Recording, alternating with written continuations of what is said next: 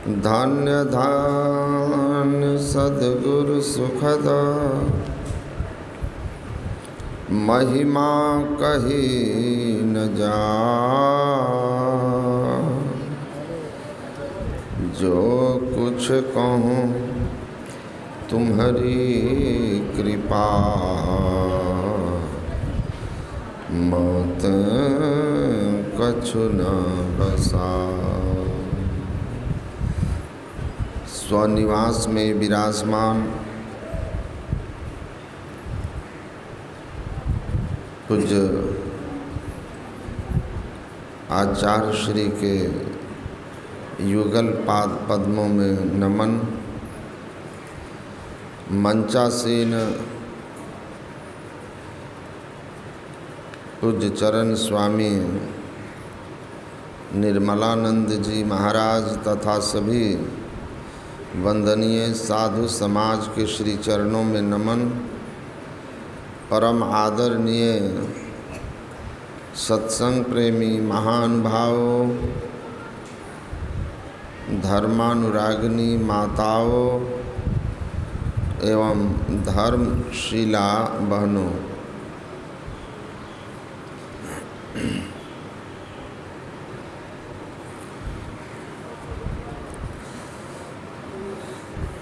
संत कबीर साहब कहते हैं, पाया कहे ते बाबरा। ईश्वर के संबंध में संत कबीर साहब की वाणी है, पाया कहे ते बाबरा, खोया कहे तो कूर। पाया खोया कुछ नहीं, ज्यों का त्यों भरपूर। संत कबीर साहब कहते हैं, जो कहते हैं कि हमने ईश्वर को पाया,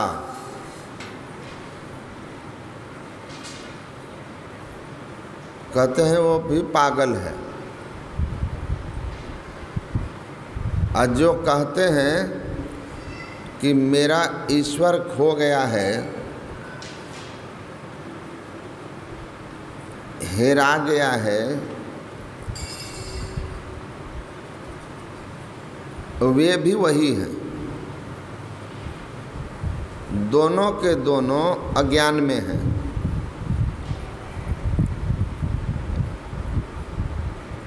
ईश्वर की क्या स्थिति है, तो कबीर साहब कहते हैं, पाया खोया कुछ नहीं।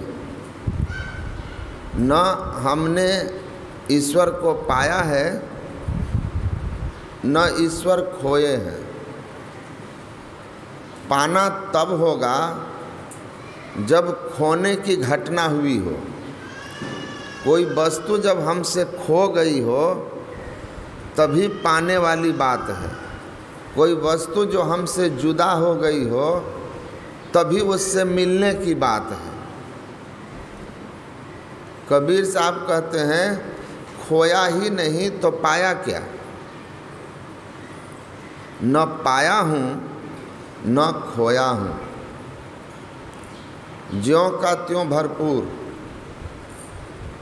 परमात्मा भरपूर हैं जैसे के तैसे।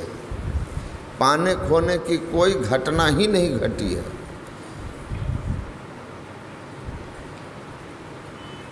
जब परमात्मा पाए ही नहीं जाते, परमात्मा खोते ही नहीं, और ज्यों के त्यों भरपूर ही हैं, तो हमारी स्थिति ऐसी क्यों है। और संत कबीर की स्थिति वैसी क्यों है।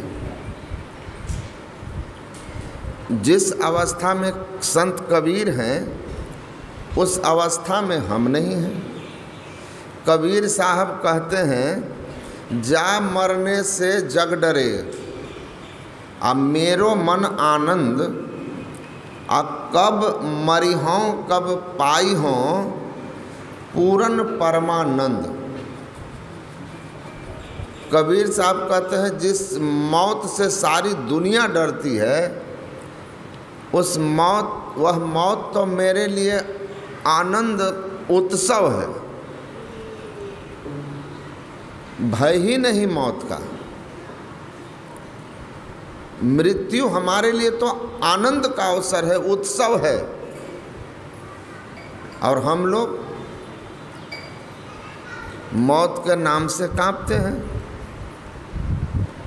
अर्नेस्ट बेकर अमेरिका के एक दार्शनिक हैं, उनकी एक विश्व प्रसिद्ध रचना है डिनाइल ऑफ डेथ, मृत्यु का इनकार। जब नचिकेता के संवाद के कुछ अंश उसमें आपको मिलेंगे, तो उसमें वो लिखते हैं कि the death is the most pervasive fear which is in all the beings. मृत्यु का भय सभी जीवों में पाया जाता है।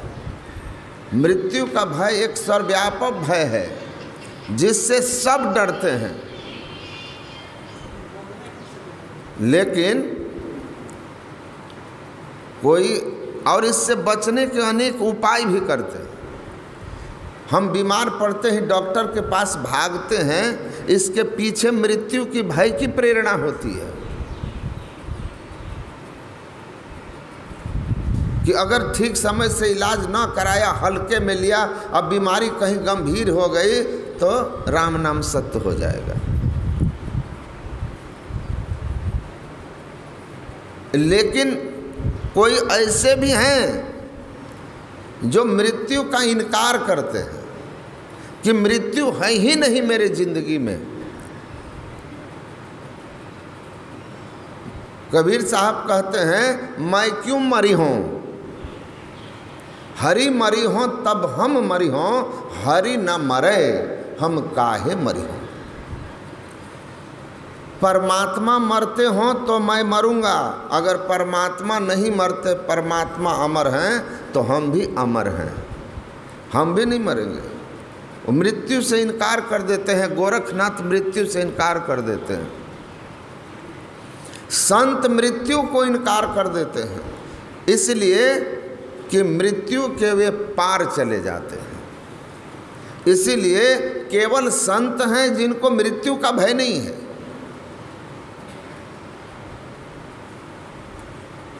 तो कबीर को मृत्यु का भय नहीं, कबीर मैं अमर हूं की अवस्था में हैं और हम भयभीत हैं।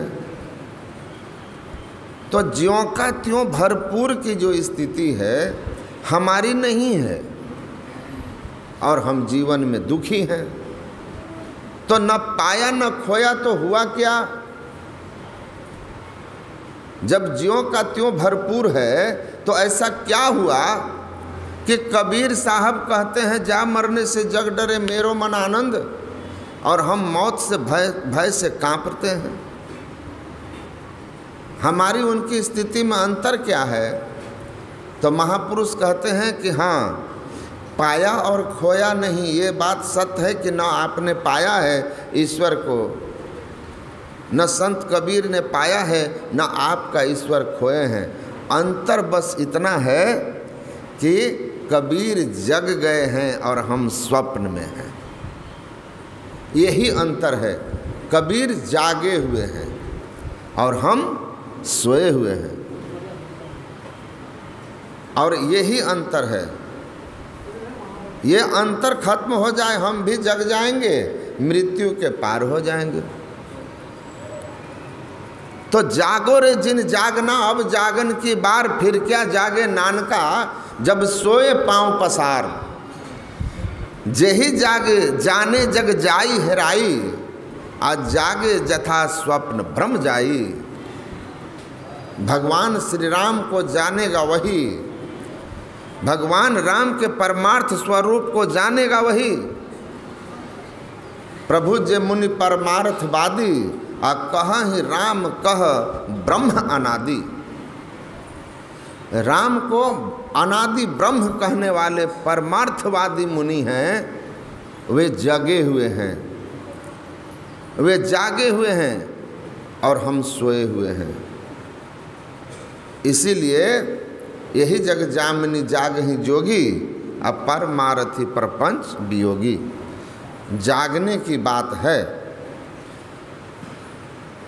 परमार्थिक सत्ता जो ब्रह्म की अनंत सत्ता है, व्यवहारिक सत्ता जो जीव की सत्ता है, चेतन की सत्ता है, और प्रतिभासिक सत्ता जो संसार की सत्ता है। और ये जो प्रतिभासिक सत्ता है, इसमें जो हैं सब गहरी नींद में हैं, सब गहरे स्वप्न में हैं। देखिए स्वप्न विविध प्रकारा, ये प्रतिभासिक सत्ता है। संसार जिसको हम जानते हैं, और इसकी स्थिति कैसी है तो वेदांत में कई उदाहरण देकर समझाया है। आप एक ग्रंथ है, दर्शन है पश्चिम का, उसमें एक प्रसंग आता है कि एक महात्मा गृह त्यागते हैं भगवान बुद्ध की तरह। राजा गृह त्यागते हैं, और जैसे टोल्स्टॉय थे, बुद्ध की तरह ही राजकुमार थे, तो वो अपना राज्य त्याग करके वन चले जाते हैं। कई वर्ष की तपस्या के बाद वन से लौटते हैं,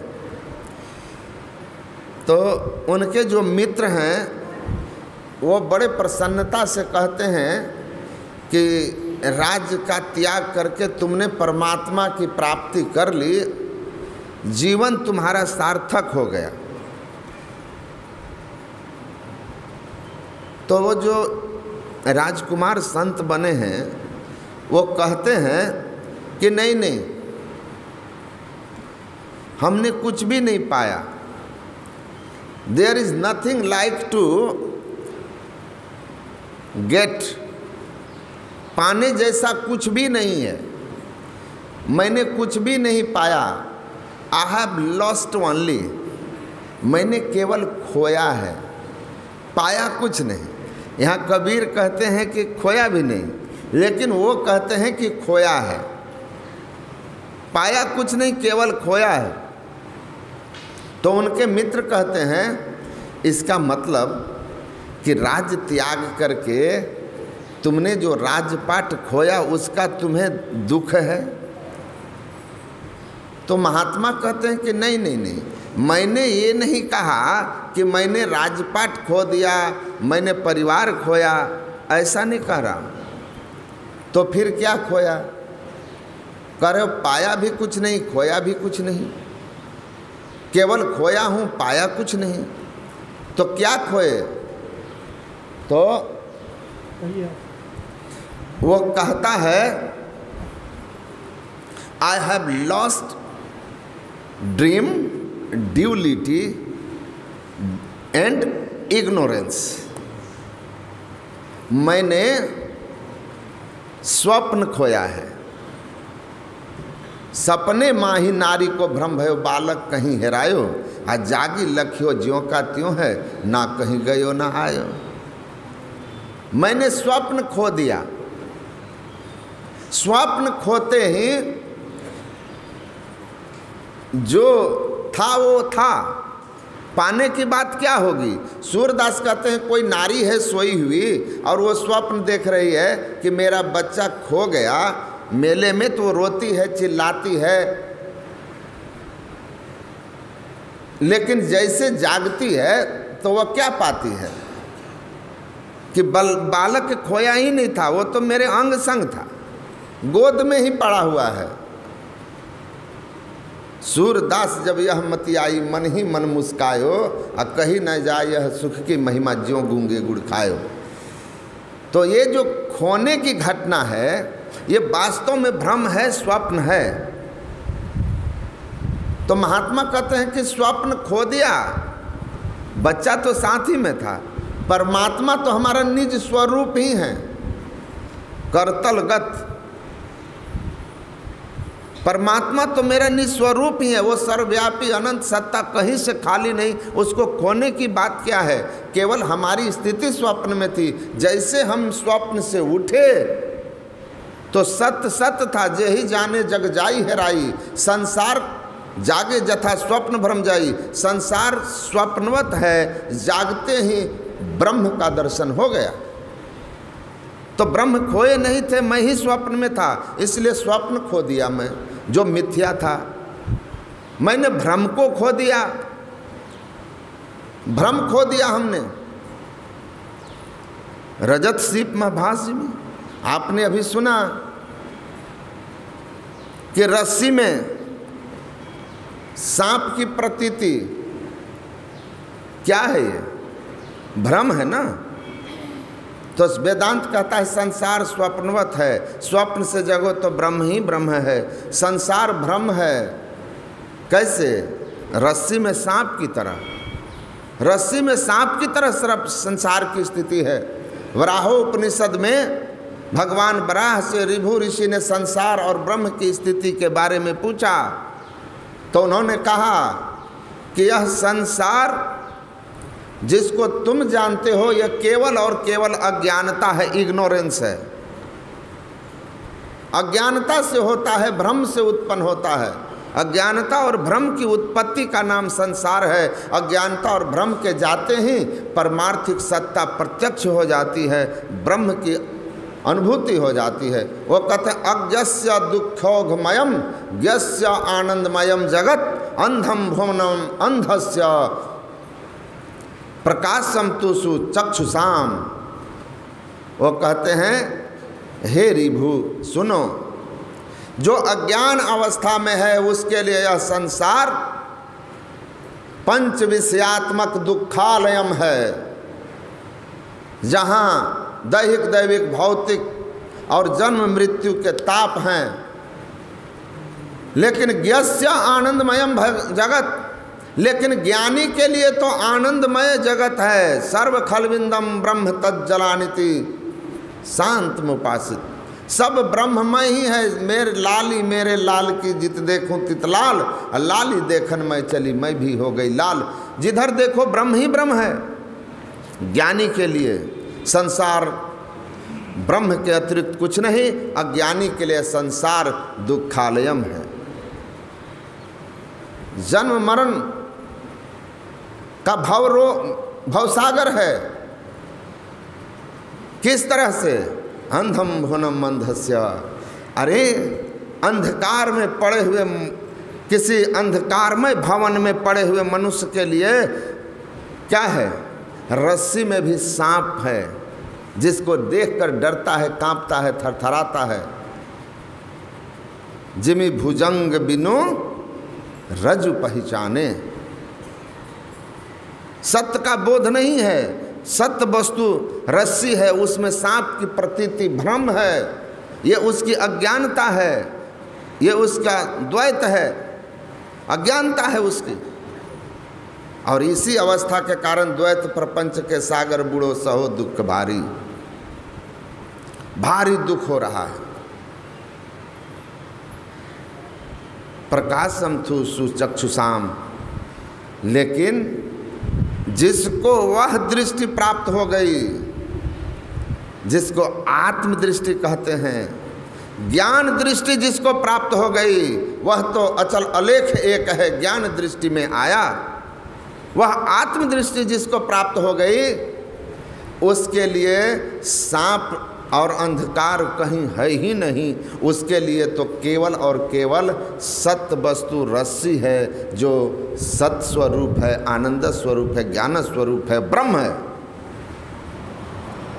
तो संसार अज्ञान अवस्था की उपज है, भ्रम है।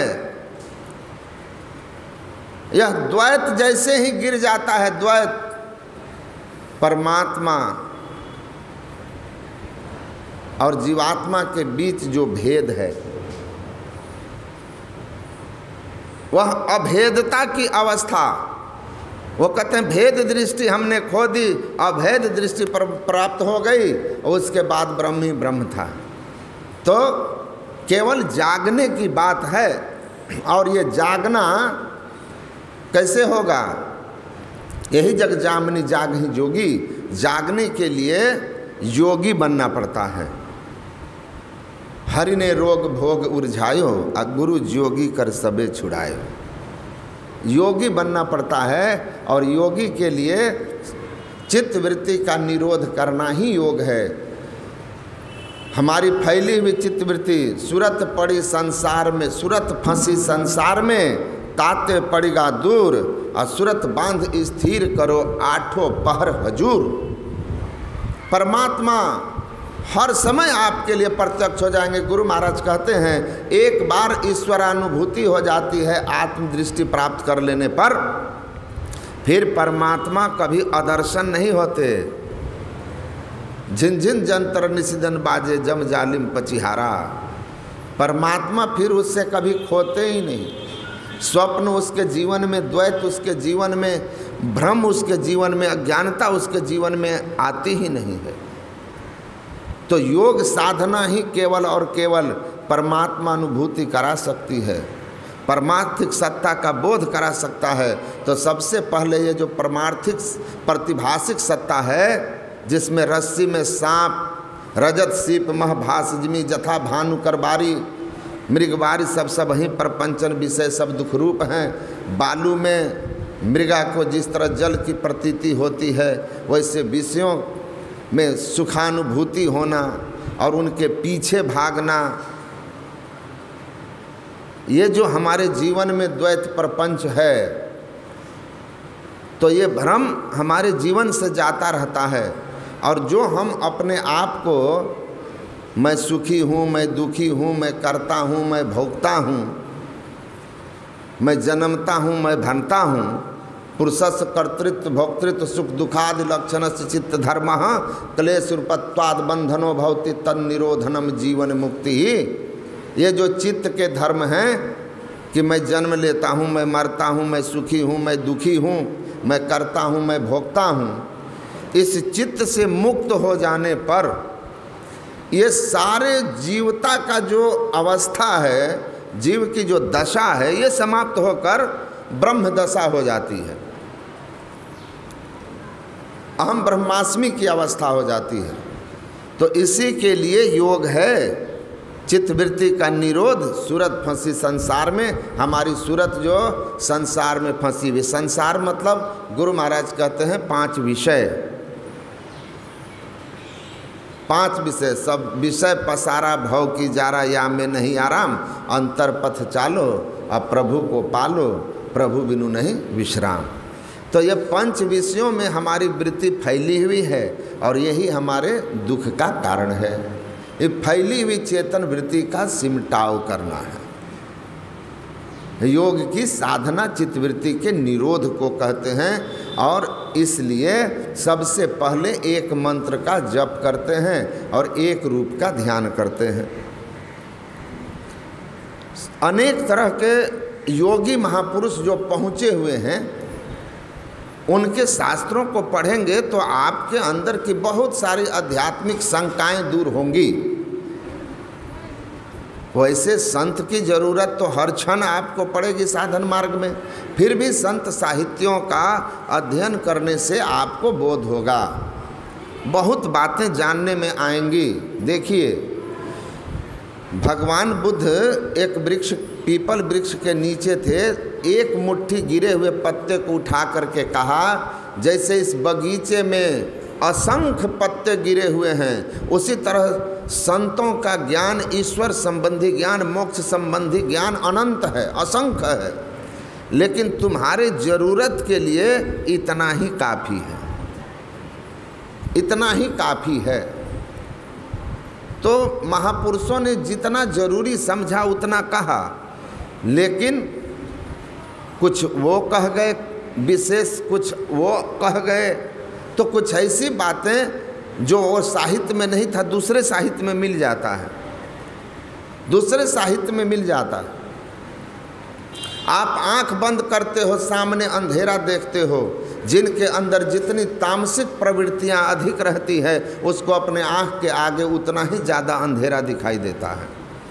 जैसे जैसे जब ज़्यादा आप करने लगते हैं तो आपके अंदर की तामसी वृत्ति जब रजोगुणी वृत्ति में आती है तो ये अंधेरा छीन पड़ने लगता है, और जब सात्विक भाव में आ जाते हैं तो सामने का अंधकार जो है वह निश्चित रूप से आपका जो सतोगुण का लक्षण है वैसा होने लगेगा। और इसी में बहुत सारे साधक को भ्रम होता है।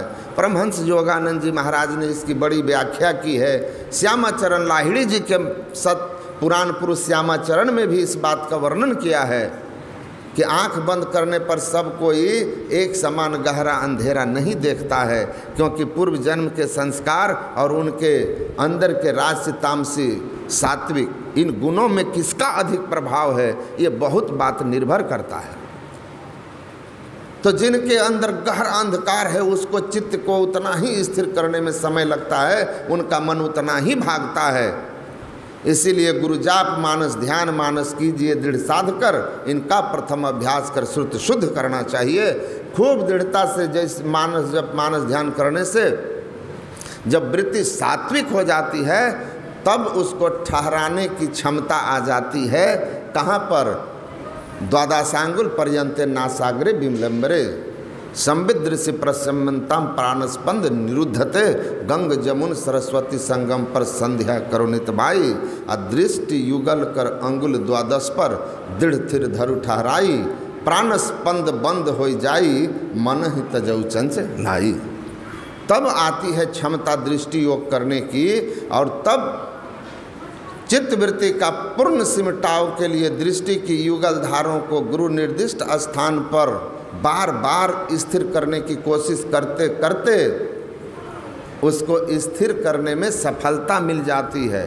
और सफलता मिलते ही युगल दृष्टि की धारें एक होती है, एक बिंदुता की प्राप्ति होती है, चित्त वृत्ति का पूर्ण सिमटाव होता है और अंधकार से प्रकाश की ओर गति हो जाती है। प्रतिभासिक सत्ता से ऊपर आप उठ जाते हैं, और जैसे एक बिंदुता प्राप्त करके आप 10वें द्वार से ऊपर चलते हैं, यह संसार जो प्रतिभासिक सत्ता है यह स्वप्न, इससे आप जाग जाते हैं। जैसे स्वप्न से जागते ही स्वप्न मिथ्या हो जाता है, वैसे यह संसार मिथ्यात्व बोध हो जाता है, और तब जो दिखाई देता है वह सूक्ष्म जगत है, लेकिन वहाँ भी द्वैत है, क्योंकि वहाँ दिव्य दृष्टि है। और बढ़ते बढ़ते बढ़ते जब आप कैवल्य दशा में जाते हैं, चेतना व्यष्टि चेतन पूरी तरह से चित्त से मुक्त होकर के समष्टि चेतन में जाकर मिलती है, जिसको कैवल्य दशा कहते हैं, आत्म दशा कहते हैं। उस अवस्था में व्यवहारिक सत्ता और वहाँ पर आत्मबोध होता है, परमात्मा की पहचान होती है, लेकिन तब भी वहाँ द्वैत बोध बना रहता है, द्वैत बोध बना रहता है। परमात्मा और हमारे बीच गुरु महाराज कहते हैं ऐसे दूरी रहती है जैसे शीशा की अलमारी में रखी वस्तु दिखती है, पर उससे हम मिले हुए नहीं हैं, ले नहीं पाते हैं। शीशा हट जाए तो हम एक हो जाते हैं, तो वह द्वैत सत्ता भी गिर जाता है। नादानुसंधान में सार शब्द को की साधना करता हुआ सूरत जब जा कर के परमात्मा में केंद्रित हो जाती है, तब हम प्रभु प्रभु हम एक ही हुई होती है। वही परमार्थिक सत्ता वास्तव में है, और उसी में जाकर दरिया और बूंद ज्यों देखो अंतर नहीं, त्यों जीव और शिव एका ही, कहे कबीर सैन गुंगातई, वेद की तेव की तह गम नाही। हेरत हेरत हे सखी रहा कबीर हेराए, अब बूंद समानी समुद्र में शोकत हेरी जाए। वह जीव जाकर के पीयू में मिल गया, अब वह एक हो गया, उसकी और परमात्मा की स्थिति एक हो गई। हम प्रभु प्रभु हम एक कहीं होई, द्वंद्व द्वैत रहे नहीं कोई, मैं ही ऐसी आरती कीजिए, भव मह जन्म बहुरी नहीं लीजिए। बोलिए श्री सद्गुरु महाराज की जय।